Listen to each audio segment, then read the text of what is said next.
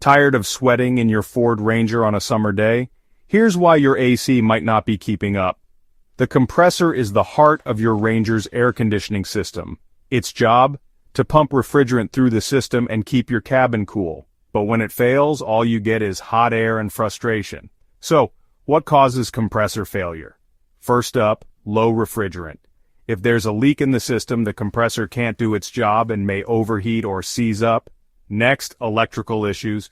A blown fuse, bad relay, or faulty clutch can stop the compressor from turning on at all. Don't forget about the serpentine belt. If it's loose or broken, the compressor can't spin, no cold air. There's also wear and tear. Over time, the compressor's internal parts can wear out, especially if the system hasn't been serviced or the oil level is low. How do you know it's the compressor? Listen for loud clicks or grinding sounds when you turn on the AC. Or check if the compressor clutch engages when you hit the AC button. If not, it might be time for a replacement. Bottom line, most Ford Ranger compressor failures are due to leaks, electrical problems, or simple old age.